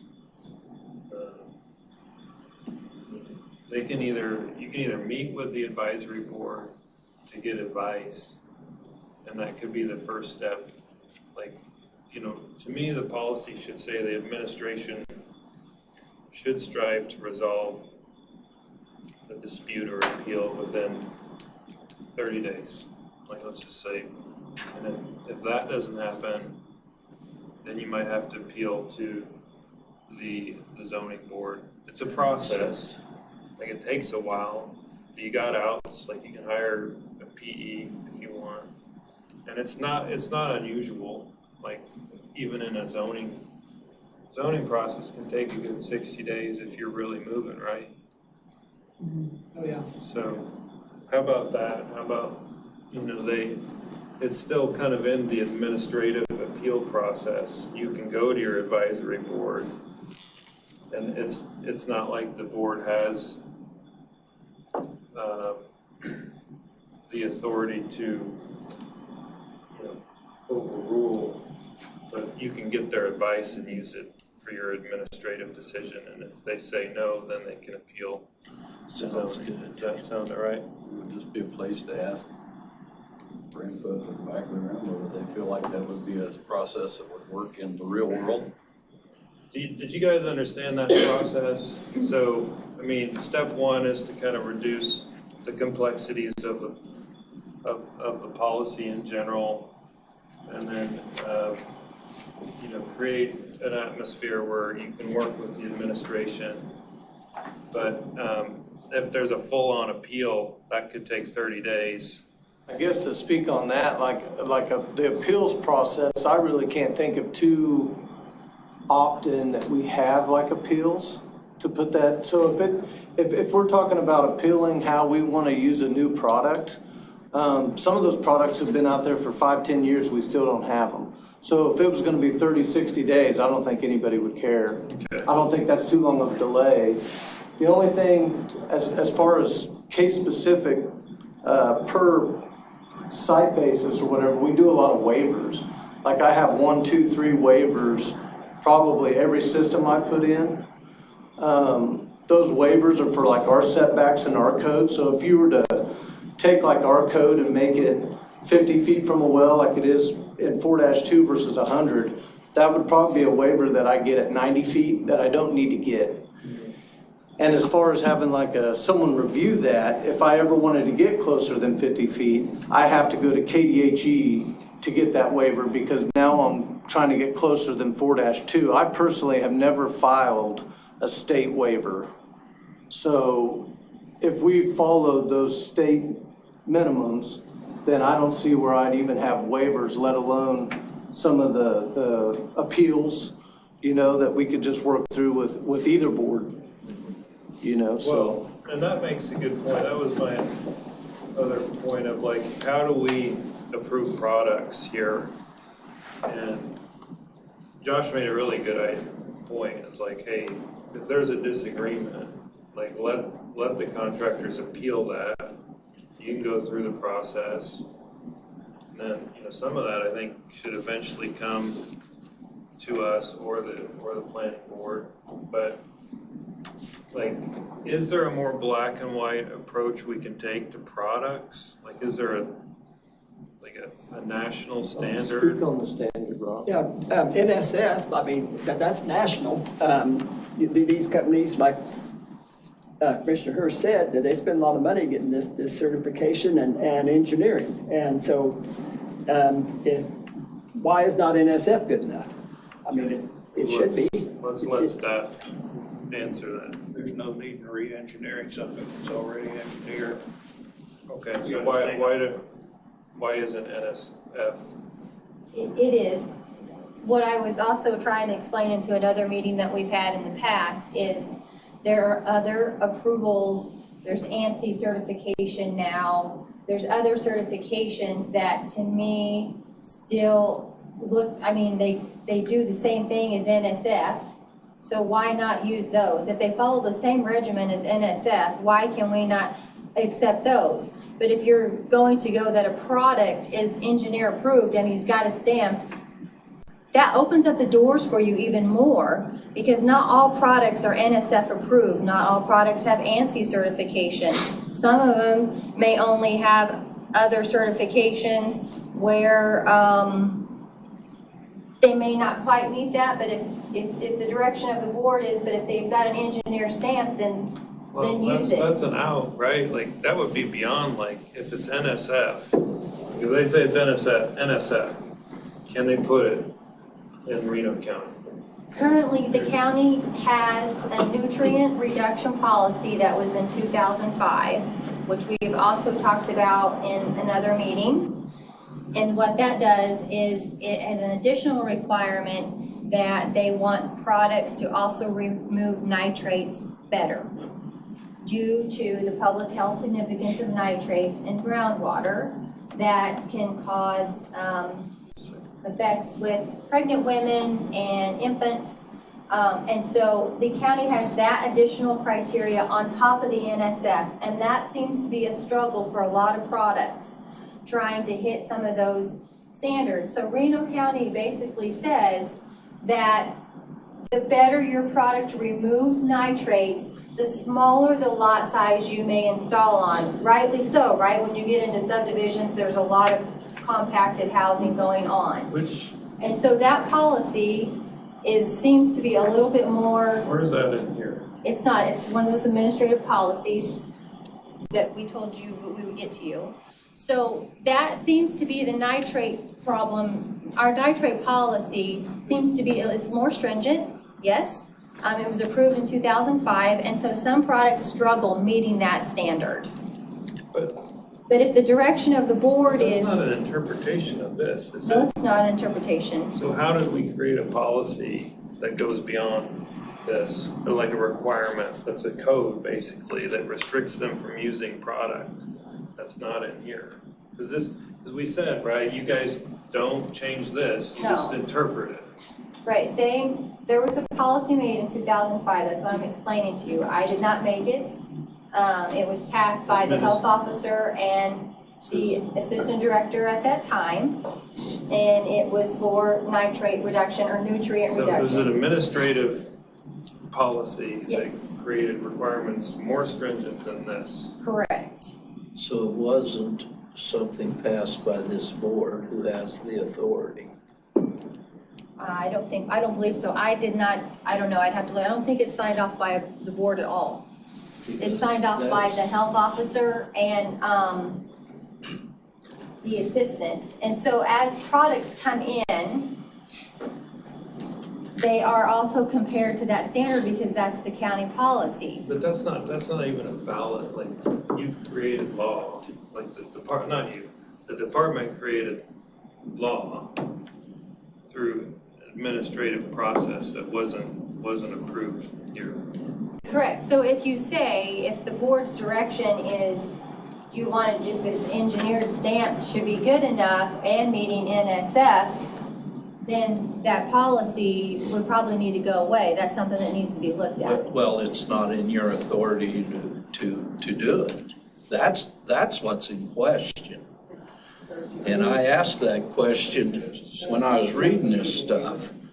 Is that a policy on when to give a waiver or just a policy? I'm just curious. Policy that they've had in place for It could make sense. 5. If it was a policy on when to give a waiver, it might have made sense, but maybe it's not even. I just was trying to see if there was a I think administration needs to bring all that, like, if it created more stringent than this administratively, like, and it was never approved by the board, then it doesn't even seem like it's a valid. It's not. Code. No, and you brought up something I thought was interesting. You're talking nitrates for different systems, not qualifying. right? And I want to wake the gals up over at the state, because I was given information by somebody that was on the state water board at one time, telling me the biggest reason for nitrates in septic tanks around residential is garbage disposals. Truth to that or no? The biggest concern. In new construction, there's supposed to be no garbage disposals on a septic tank, is what I understand. And every new constructed house, am I wrong? The septic tank has a garbage disposal. My understanding is that generates more nitrates in that septic system than any other thing that flows in it, because it is not capable of handling that. This was a person that is very qualified, that was on the state water board at one time, that at length talked to me about that situation prior to me being in office. And I've been waiting for the opportunity to ask somebody from state, is there validity to that? Because he said the state even recognizes that fact. They're supposed to be inspected and not installed in new houses. How you would ever regulate that in existing houses, I have no idea. But that's something I would like an answer to, myself personally, because that would answer to the question of what you just brought. I'm glad you brought that up, Darcy. Thank you, because that reminded me of something I did want to ask earlier. If there's truth to that, then on our inspections, it's going to make a homeowner mad. But I walked around after I found that out where I work, because the majority of the people live in the country or live in an area where they have septic tanks. Every one of them have one. Now you're going to tell them no if that's true. I don't know if you guys back there know whether there's truth to that or not. So, I don't want to throw something out that's not, but I mean, that is exactly what I was told, so. Did you have a question? KDHE? No, I was just going to ask something similar to that, is what KDHE's thoughts are on the nitrates and the systems that are allowed in the state of Kansas. What do you call those special systems? like the aerobic treatment systems or enhanced systems. Anaerobic treatment system. What's the thoughts from the state KDHE on those? I'm not speaking for KDHE because that's too detailed for me to check with everyone. That's what's tricky about KDHE is we have multiple programs. I know as far as regulations for nitrates, we have those for public water supplies. And so from my perspective in the district office, we regulate them when a public water supply system is providing water to customers, right? So for KDHE regulations, we regulate how much nitrates in drinking water because of the potential health impacts. So some of our recommendations in other programs are to help communities avoid the excessive cost of having to treat for nitrates. But in other programs, there are recommendations to prevent drinking water violations in the future. So I don't know as far as requirements in all the different programs. I just know we have requirements for public water supplies. So you have nothing with residential regarding the application or installation of anaerobic systems. Is that correct? I don't know. From my perspective, most of our requirements are not individual residential requirements. Our requirements are for public water supplies or city or county sewer, wastewater, that kind of thing. That's what my office regulates. Yeah, 4-2 does not really address alternative treatment. It basically sticks with the traditional septic system, and there's a little bit in there on. So that's up to the county with no regulation from the state. We do not regulate alternative treatment. Is there anything in our code that regulates systems? For alternative treatment? Yeah. Yes, in chapter 2.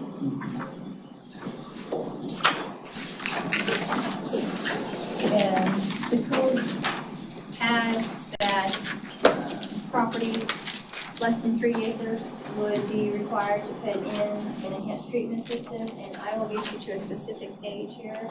You want to go to page 19. I agree, there's no problem here. And we're in this code right here.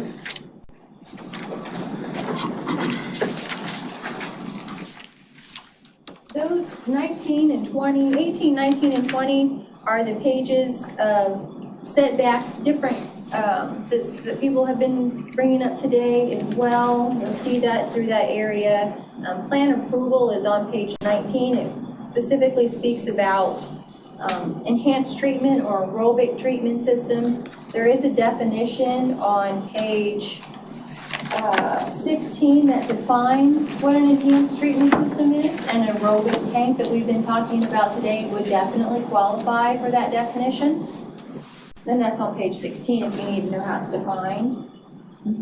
Is this where there's conflict with like NSF approved systems? Like they say it's approved and you say it's not approved. Is this where that argument occurs? So if we have approved tanks that have met NSF criteria and the nutrient reduction as well, and those would be able to be installed right here. But if we take away the policy that I don't think the commission considers to actually, be ever approved, Sure. we remove that. Then any aerobic system would then be approved for there. So that would remove the concern they've had with well, it's NSF approved, why? Right, and that's what I was saying to you earlier. If the direction of the board is that you want just an engineer approval, then that would eliminate a lot of that. Well, I think the board is saying that's a lot of extra cost to the homeowner, and it shouldn't be needed in most cases. It's like, hey, if you really want to, get the smoking gun, if you will, on this issue, go get a PE stamp and you can be done with it. Right. But generally speaking, they're saying that, at least what I heard them saying, is that there's approved systems that we can install anywhere else in the state, but we can't install them here. Right. And that isn't because of the effect of this section of page 19. It's because of the policy that the administration created in 2005. Right, and I would recommend that you not only have NSF, I think that you should have other testing, because ANSI is just as good. Why? ANSI certification is just as good as NSF, it follows the same criteria. Is it harder to get? No. ANSI, NSF? I just think you close the door too much if you say only NSF. Open it up to other ones that are just as comparable and or comparable. And or comparable to NSF. There's other good studies out there that we should be looking at. Okay. Anything else? Let me walk through, make sure we've got notes on this, because my notes are really bad. I can see that. Commissioner Hurst confirms. So one is from a soil profile perspective, staff is gonna recommend some sort of black and white criteria on how a contractor can be approved to provide their own analysis of that.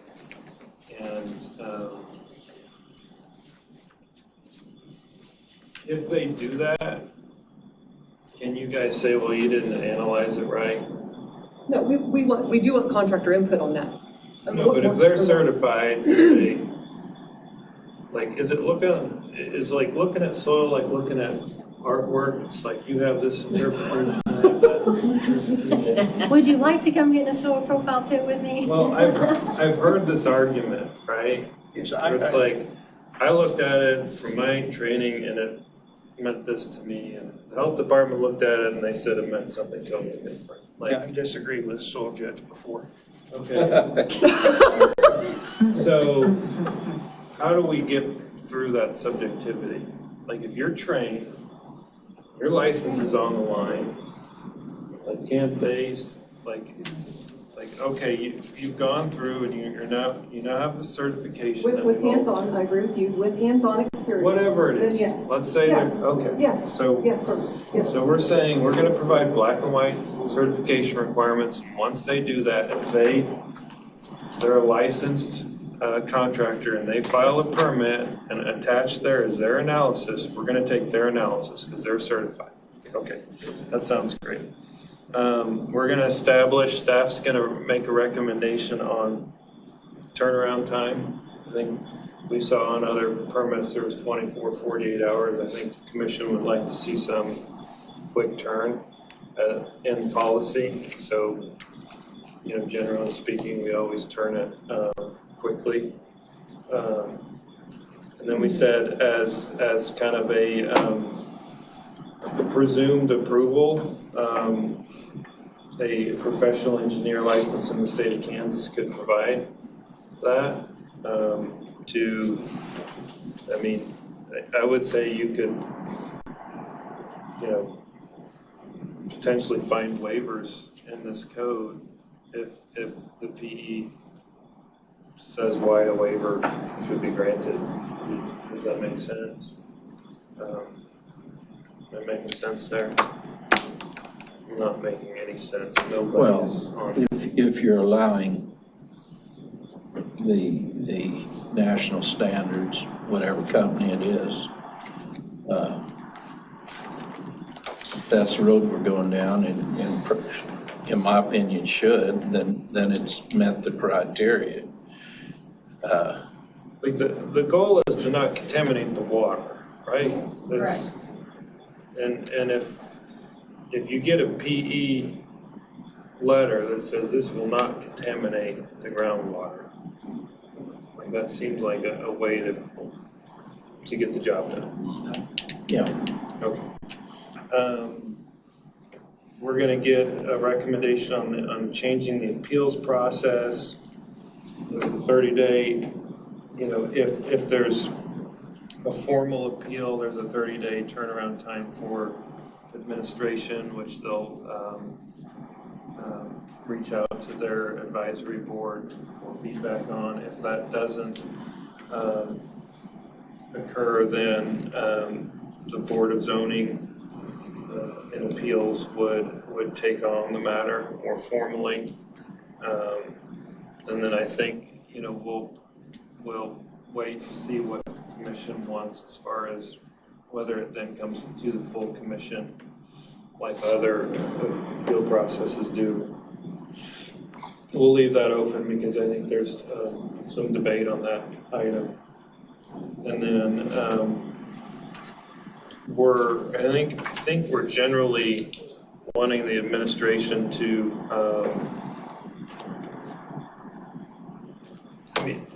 I think there's some pretty strong feelings here that policy that goes beyond this should be nullified and brought back to us for approval if it still needs to be in here.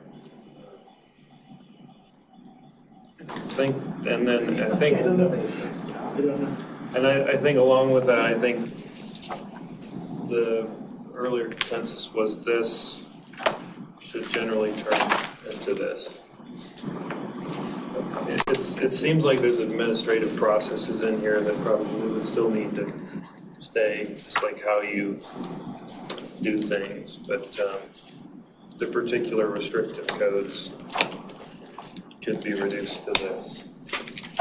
Of course, staff has the option, before we adopt it, to make other recommendations or disagree with where we're heading. Just to check in, is that what we talked about? Does everybody feel good there? Yep. Okay.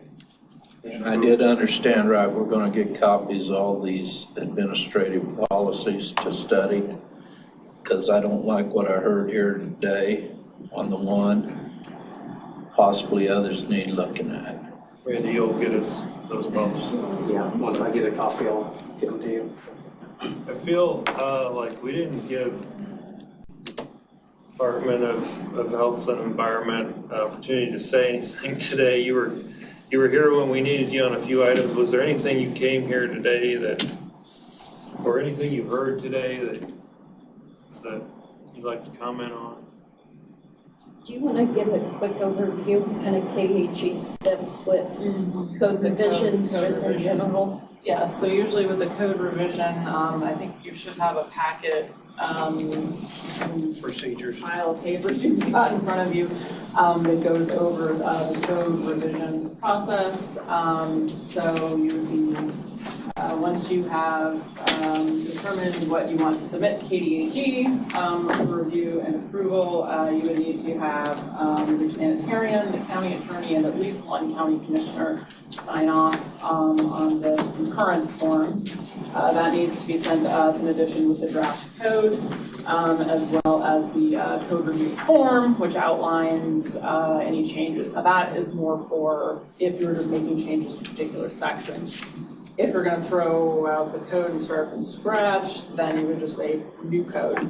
You're starting from scratch. You don't need to detail because everything's changed. So that just doesn't make much sense to do that. Once it hits my desk, I review it. I send it out to the KDHE Code Review Committee. That includes the public water supply section. It includes the geology and well technology section. It includes the district environmental administrator for the appropriate district, which in this case would be Allison. We also send it to the Kansas Department of Agriculture Environmental Review Team. They review it as well. So once all of those people review it and send me back comments, I compile all the comments and I send them in a letter to whoever is designated as the contact person, and I also copy the secondary contact person. Usually it's the county sanitarian and the county attorney are usually the two people who are listed on that form. I will include required changes. So if there's something in here that does not meet 4-2, required changes, and then recommended changes, things that we just know from experience make life easier if you have them in your code, but that aren't required by regulations. Once I send those in, you send me back a revised version with any required changes made. Then I put it into our internal concurrence process. It goes to our section chief, our bureau director, the division of environment director. It goes to the lawyer, our environmental attorney. It goes to the secretary's office. So like All 7 those days? people sign off on it. 7 not 10 30 days. days, sorry. No. It's a months-long process, 3 to 6 months Did you, is what we're looking at. did you hear anything that we talked about today that would be a problem going through the process? For us, it all depends on kind of where you land with things. If you're landing closer to 4-2, obviously we're not going to have trouble. The extensive review that we do is just to make sure that any particular changes don't get you in trouble with a different set of regulations. Like we said, maybe with drinking water standards, or if our public water supply wells have their own set of regulations. That's not covered by your sanitary code, that's state rule. So if you change a setback from a public water supply well, we may tell you you can't do that. Public water supply wells have to have this setback. You can change setbacks from property lines or something like that. So that's why we send it through all the other systems, just to make sure that any of those personalizations you make to 4-2 don't inadvertently conflict with another state law in a different area that you have to address down the line if there's a problem. So like Katie said, we try to keep you out of situations that other counties have already fought through and realized, oh wait, we should have done this. And that's what's kind of tricky with a 4-2 that was written in 97. We have a lot of lessons learned over those years, so As long as we're within the minimum KDHE, the required KDHE standards, there shouldn't be any problem. 4-2. Okay, that sounds good. Other comments? Yeah, I would say, you know, and I say this a lot, you know, as people that work for the public, we need to make sure that our primary goal is to help people, not to fight them. You know, if there's a way that we can help somebody do something better as opposed to saying no or looking for problems or looking for things that can cause issues, I would say that's our job. You know, our job is to help people and also keep people safe. And so, and I think everybody up here was pretty irritated, to be the word I use, that administrative rules are being made that that are stricter than what the county commission has passed in the past, and that needs to stop in this department and any other department. So anything that's there, we would appreciate being changed, and hopefully that everybody's on that, I think. So. Okay, Randy, sorry, I want to make sure no other comments. Didn't hear any. Commissioner Bogner, no. Parks, no. First, no. Okay. 60 days turn on this? 69, To 90? come back with some information, some of this information. Basically Under implement what we've done here. 5 items here. Other than the KDHE process. As far as when can you get us a turn on what we've outlined? On all the other things, Yeah. probably within 60 days. Is that fair? Is the commission okay with that? 60 days. Okay. So this is a study session. I think we've gotten a lot of good consensus. It sounds like nobody at the commission is really at odds on these 5 to 6 points. So we've directed staff to come back in 60 days. Any other thoughts? Randy? No, just that I do want to clarify, because I was asked by the commission about other policies. I was not aware of other policies that made the code that is approved by the commission more stringent. Well, I would think and hope that this simplifies your job a little bit as well. Yeah, to help you out too as well. Okay, hearing no other comments, is there anything else on the agenda today? Looks like number 11 is adjournment. So thank you, KDHE, for being here today. Thank you, Health Department, for your participation. Thank you to the public for taking your time to be here. And thank you to the commission for the efficient work today. So with that, we'll adjourn.